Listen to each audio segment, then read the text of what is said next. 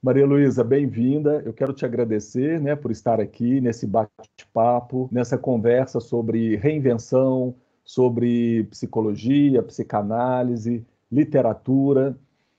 A gente vai tentar, né, fazer aqui uma reflexão sobre esse tema, reinvenção, por meio, né, da psicanálise, da psicologia, da literatura. Mas antes eu vou te pedir, né, para se apresentar, falar um pouquinho sobre você, sobre, né, a sua história, a sua formação profissional, sobre o seu trabalho. Você trabalha, né, e é uma estudiosa, né, de Clarice Lispector, então fique à vontade. Tá bom. Vou tentar ser curta.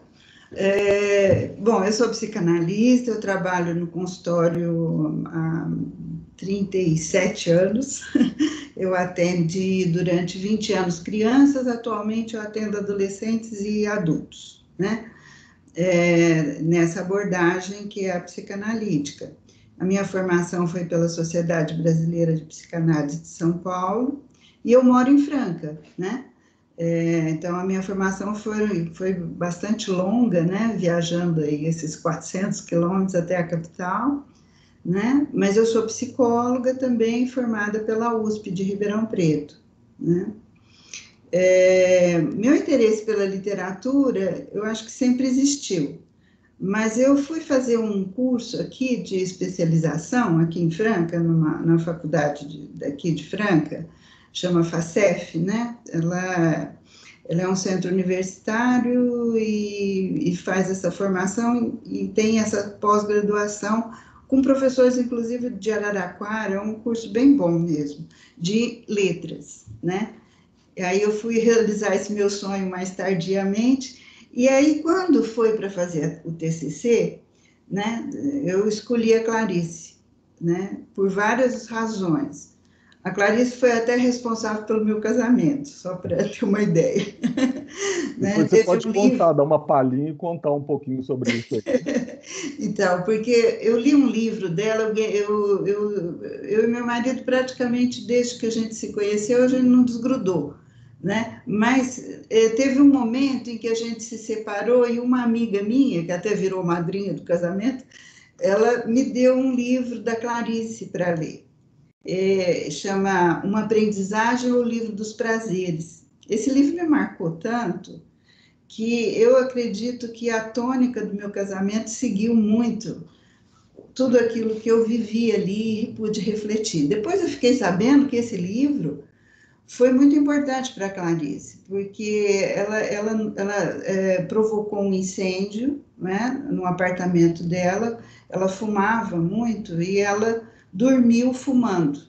E o cigarro pegou fogo, ela perdeu, ela quase que teve problemas sérios de vida mesmo, né? Quase morreu mesmo. Mas a mão ficou muito queimada, foi um processo muito difícil, esse processo, e muito doloroso também, né? Para ela, justamente a mão, né, que era um instrumento de trabalho, onde ela, né, sempre datilografava, né, os textos várias vezes, né? E aí, quando ela recuperou, ela escreveu esse livro. É o livro mais bem, vamos dizer assim, mais bem-humorado dela, eu não sabia disso. Depois eu fui ler, o que aconteceu foi que depois, quando eu fiz a especialização, eu me internei 15 dias, sozinha, né? Sem filho, sem marido, sem ninguém, e eu percorri a obra dela inteira. Foi uma espécie de imersão mesmo que eu fiz na obra dela. Isso foi há 5 anos atrás. E foi muito legal, assim, ter feito isso. Visitei o túmulo dela, recitei, né? Declamei trechos da obra dela ali no túmulo. Foi, assim, uma vivência muito forte, sabe? Assim, de ligação muito forte mesmo, que eu tive com ela. E até de gratidão, né? Pelo que eu sou. Eu acho que, de uma certa forma, ela faz parte da minha formação, né? Como pessoa. Acho que é isso. Eu sou casada, tenho 2 filhos, né? É, trabalhei muito tempo com educação e há uns 5 anos, né? Eu acho que até muito motivada a partir dessa experiência, desse curso que eu fiz de letras, eu passei a ser mediadora de leituras. É um trabalho voluntário que eu faço na Biblioteca Pública Municipal aqui de Franca e que me dá muito prazer, sabe? Ali a biblioteca se torna um restaurante, né? A bibliotecária é muito é, é uma pessoa extremamente dedicada, né, ao trabalho, e então ela torna aquele espaço da biblioteca um restaurante, onde é servido, chama degustação literária. Então, nós bolamos isso, né? Então, tem cardápio, a pessoa chega, pega o cardápio, tem como entrada música, né? Em geral, um músico daqui de Franca mesmo, tem vários músicos aqui, e depois o prato principal é o texto que eu seleciono, o autor que eu seleciono, sempre da língua portuguesa brasileira, né? Incluindo aí os africanos, né? Mia Couto, né? E os portugueses mesmo, né? Então, mas sempre a língua portuguesa brasileira, né? E depois, como sobremesa, música, né? Música novamente. Então, ficou um negócio bem legal, sabe? E durante 5 anos, agora tivemos que interromper por causa da pandemia, mas era um público bem heterogêneo, né? Comparecia criança, famílias inteiras, né? Adolescentes, né? Aposentados, gente de várias profissões, tem sido muito legal esse trabalho. Eu não considero acabado, considero em suspenso, né, por conta da pandemia. E é uma pena, né, porque as pessoas ficaram privadas, né, assim, da arte, né? Era um momento para muitos, assim, né, de conhecer mais sobre literatura e sobre música, apreciar música e literatura, né? E te ouvindo aqui, eu fiquei pensando, né? A gente está vivendo hoje num momento em que a ciência, ou o papel da ciência, a importância da ciência está sendo muito discutido, né? Sim. E alguns valorizando e mostrando, né, que realmente a humanidade ela depende da ciência, né, para o seu desenvolvimento, enfim, né, para o avanço tecnológico, para respostas que a gente busca para uma série de coisas, inclusive as curas, né?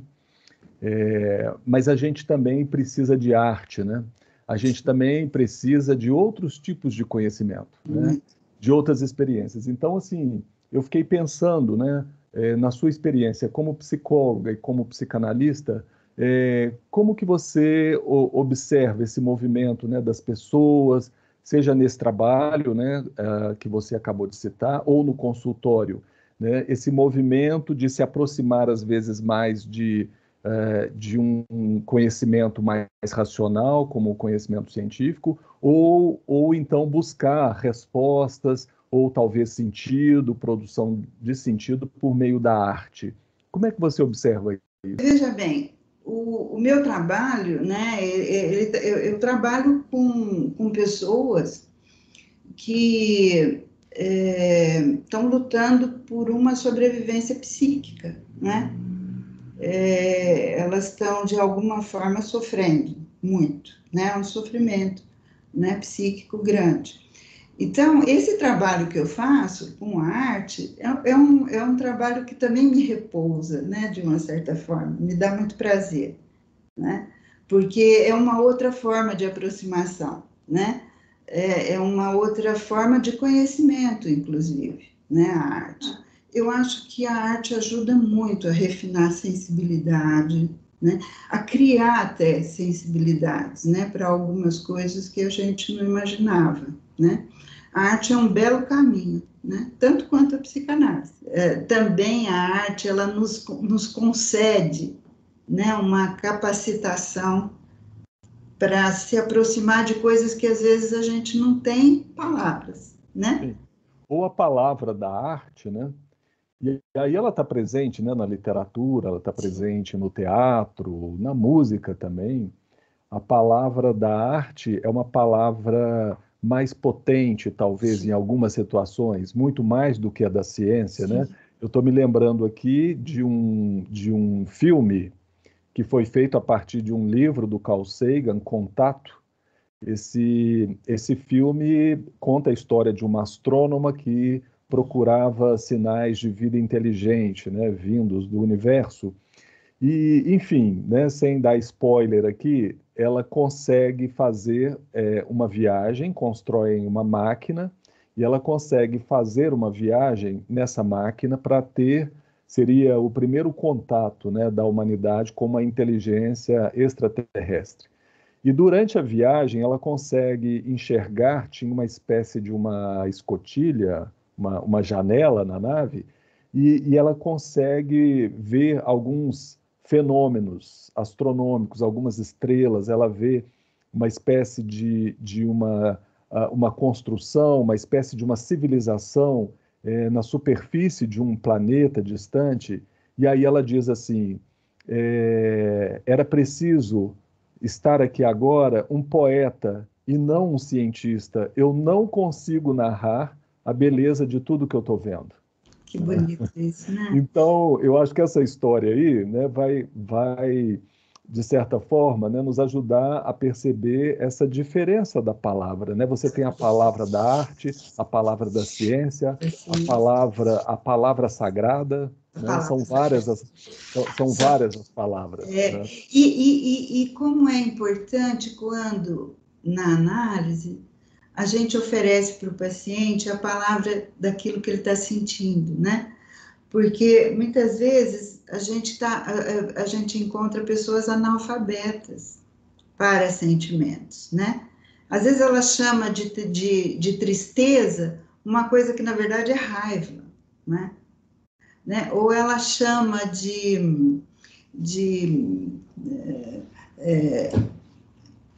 raiva, de irritação, alguma coisa que na verdade tem a ver com uma profunda depressão, né? Sim. De onde vem esse analfabetismo, né, emocional? Eu não sei como que eu vou chamar isso, né? Porque você usou esse termo, né? Há pessoas que são analfabetas para nomear, identificar as emoções. De onde que vem isso?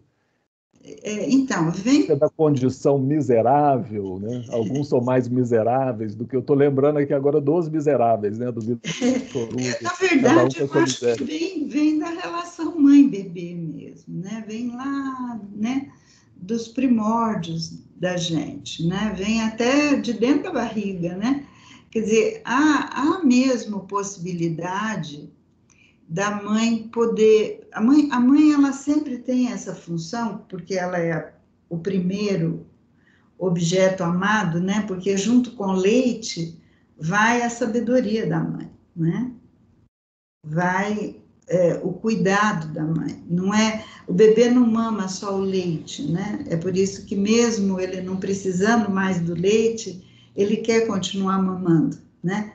Quer dizer, o que é isso, né? Quer dizer, o que é esse vínculo? Porque ali está passando muita coisa ali, né? O olhar, né? O olhar, né? O olhar, o jeito de pegar, não é? O jeito, a tonalidade da voz, né? A voz é muito importante, né? A voz, independentemente do conteúdo, passa tanta coisa. Tem gente que elogia a gente e parece uma agressão, não é? Não é? Tem gente que o jeito de elogiar fala uma coisa assim que parece um elogio, mas é profundamente agressivo, né? É o descompasso, né, da palavra e da emoção, do sentimento. Da emoção, a tonalidade da voz, não é? E isso tudo vai junto, aparece, né? A gente veste a voz da gente, não é? Sim. Não é só o que a gente fala, como a gente fala, né? É por isso que é muito assustador hoje em dia, eu vejo as pessoas falando coisas tão odientas, né?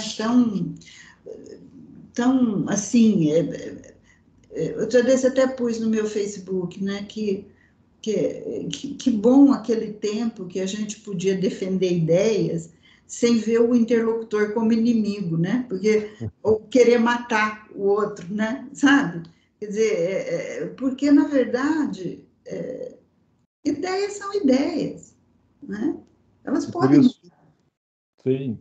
E por né? isso muita gente, eu estou me lembrando de uma parte lá do conto, né, da Clarice Persona, por isso que muita gente prefere a mudez, né? E, e aí, assim, eu vou até trazer mais ou menos o pensamento, né, que está lá no conto. A mudez que não diz nada, pelo menos não mente. As Isso, palavras dizem coisas que eu não gostaria de dizer. isso. Então, eu acho que essa parte do conto, né, acaba ampliando essa discussão que a gente está tendo, né? Porque a mudez não mente porque o corpo não mente, né? O corpo reage, né? Então, a pessoa está com raiva, ela fica vermelha, né? Ela tá, o corpo mostra, né? A E como é... palavra, não, né? A palavra, você pode dizer coisas que não tem nada a ver. O cinema mostrou isso brilhantemente, né?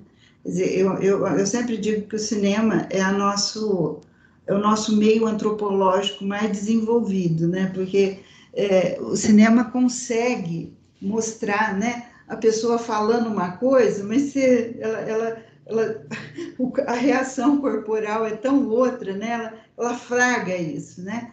Sim. Graças aos atores, né? Ela flagra essa situação que é absolutamente, todo mundo reconhece isso, né? Quer dizer, quando a pessoa, eu estou me lembrando de um filme que é baseado nos estudos agora eu vou esquecer o nome dele, é um neurologista americano, até morreu recentemente, ele escreveu, ele escreveu tantos livros legais, porque ele era um cego que recuperou a visão, e ele era massagista, né? Então, ele vivia muito bem adaptado com a cegueira dele. Ele fazia massagens, ganhava a vida dele, tinha uma irmã que cuidava dele e tal. Aí ele se apaixona por uma pessoa e essa pessoa acaba descobrindo um jeito dele voltar a enxergar. Quando ele volta a enxergar, tem uma cena maravilhosa que ele olha para a namorada e ele flagra uma mentira, assim, ela dizendo uma mentira, né? Aí ele diz para ela, que olhar é esse, né? Sabe? E aí ele fica tão decepcionado que ele já não quer mais enxergar, É né? que Porque verdade, né? Que olhar é que verdade é essa que está aí, né? é, Tem uma verdade aí, né? sim. Então é É, interessante isso, né? Muito interessante que a Clarice ela é danada com isso, sabe? Ela mostra essas coisas, né? Muito. Eu acho ela uma feiticeira, né? Porque as palavras na boca dela, na escrita, né, dela, são tão simples, né? As palavras, mas ela consegue, com aquelas palavras, ela consegue mostrar esse interjogo, né? Do que é velado, do que é não dito, né? Tanto que ela fala, né? Aquela frase super famosa, que é preciso ver nas entrelinhas, né? Não esmagar as entrelinhas, né?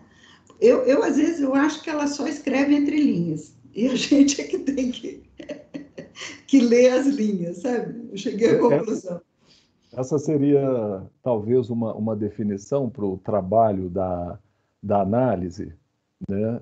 Ver nas entrelinhas, dizer. Eu estou pensando aqui nessa passagem do conto aqui, né? Eu vou misturar tudo, né?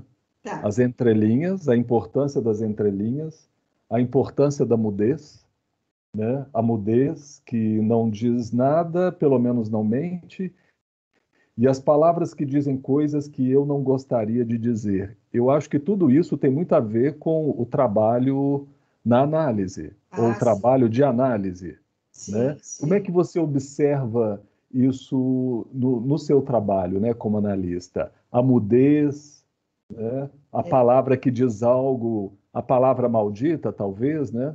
Qual que é a palavra que surge, né, no divã? É a palavra bendita, a palavra maldita? É a mentira, é a verdade? Surge de tudo, né?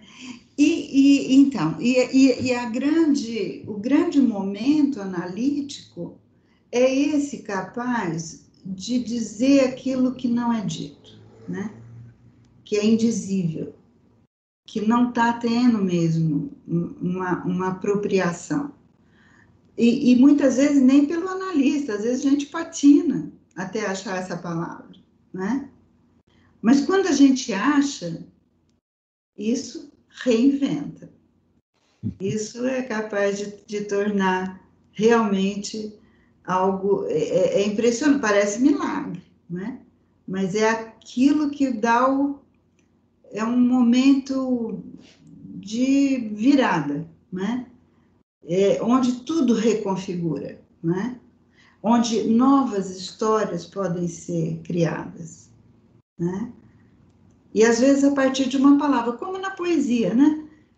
Se você tirar uma palavra de uma poesia, de um poema realmente bem feito por um poeta de calibre grande, você desarma toda a poesia. Guimarães Rosa dizia isso, né? Ele dizia, olha, esse livro que eu fiz, se tirar uma palavra, quer dizer, ele fez de uma maneira tal que é uma arquitetura, né? Então, e na análise é a mesma coisa, quer dizer, às vezes a gente patina muito tempo, porque não é exatamente uma obra de arte, né, que está sendo feita ali. A gente patina muito, mas quando acha, e quando isso é possível de ser encontrado pela dupla, né, que não é só pelo analista, mas é pelo paciente também, né, porque essa palavra também achar essa palavra precisa da cooperação muito grande do paciente, ele precisa querer também muito achar, né? E quando se acha, é quase como alguma coisa que a gente não pode ser premeditado. Quando se acha, é esse flash, né? De inconsciente com inconsciente, e muda tudo, né? É uma coisa impressionante, né? Essa é uma boa definição para reinvenção, né? Acho que sim. Eu acho que sim. Por isso que quando eu pensei, eu adorei esse convite seu, quando eu pensei na reinvenção, eu entortei o conceito, assim, no senso comum.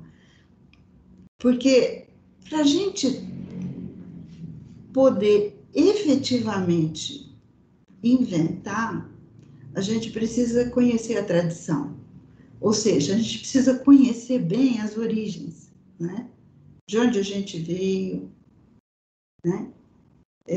Que história, que caminhar foi esse, que trajetória é essa que eu fiz, né?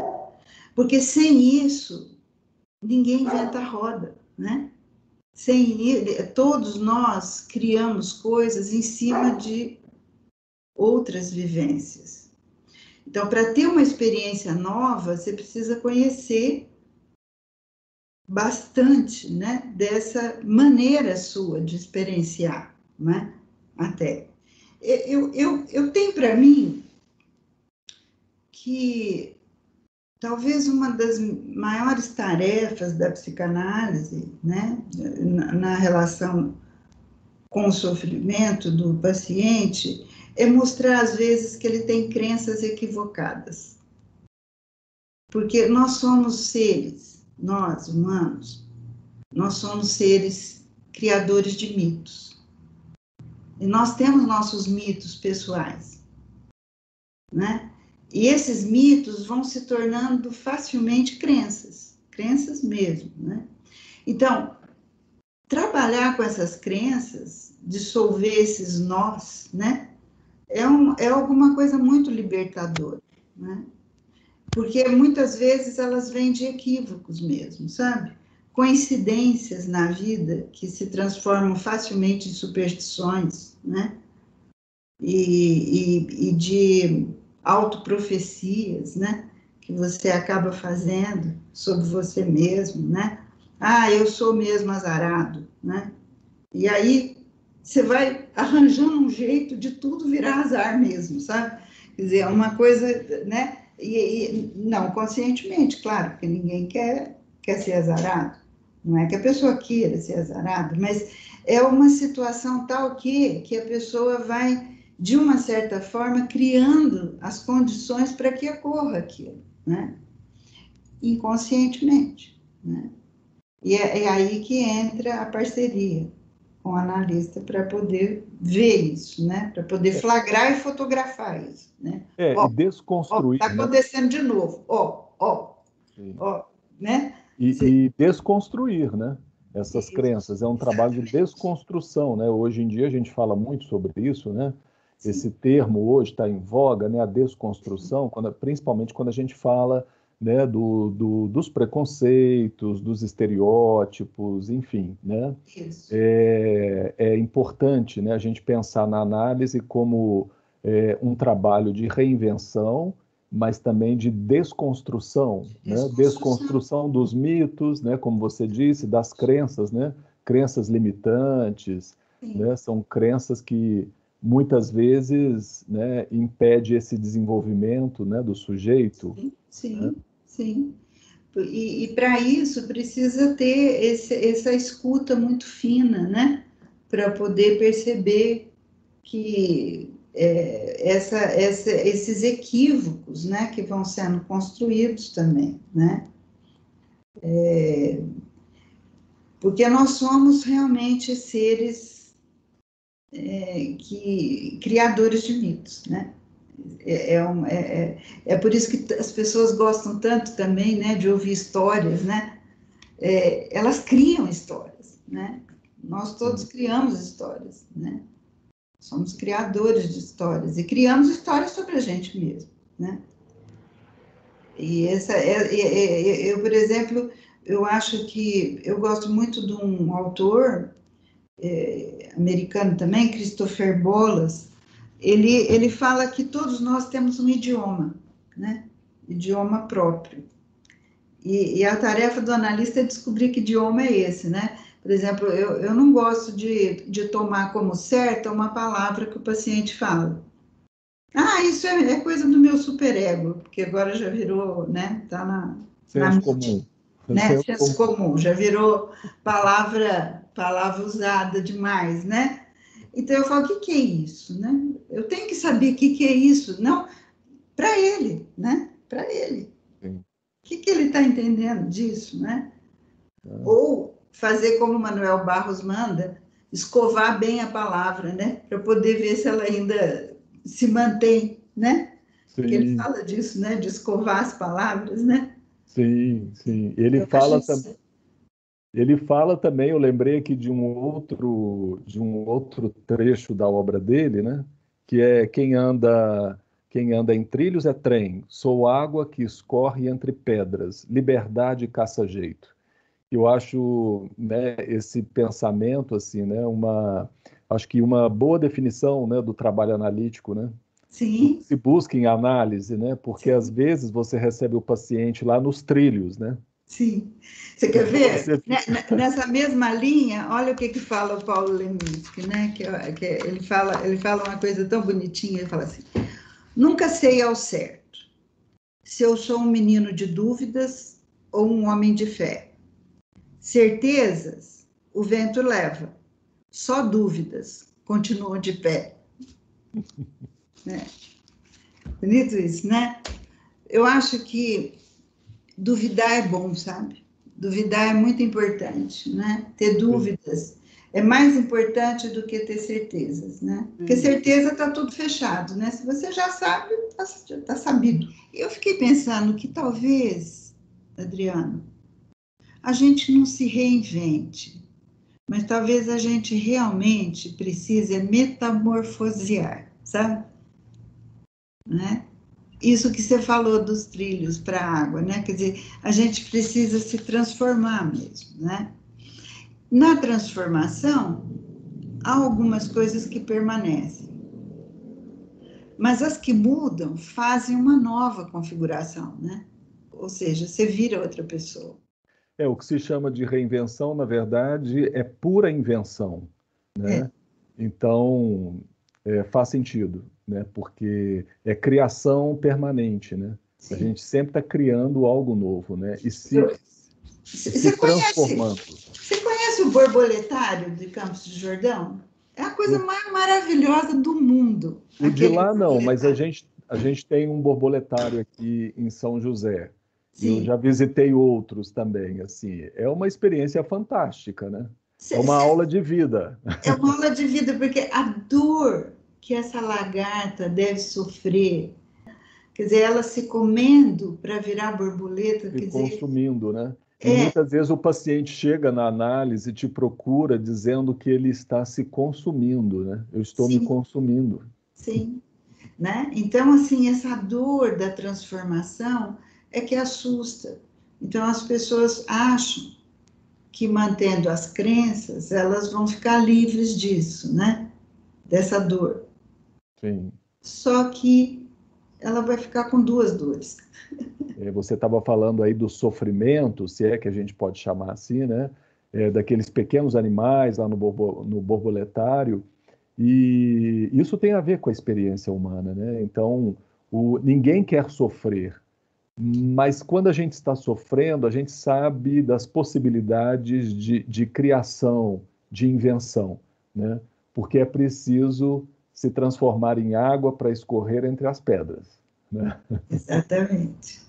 Olha, Exatamente. essa conversa vai longe, essa conversa vai longe, Vai né? longe.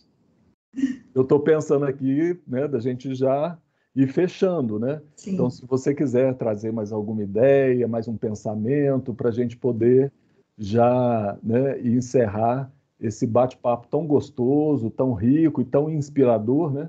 Eu espero que as pessoas que vão assistir, né, esse vídeo, né, que elas se inspirem, né, nessa conversa, nesse bate-papo, né? Que a gente falou sobre tantas coisas aí relacionadas com reinvenção ou com invenção, né, e criação. Então fica à vontade aí.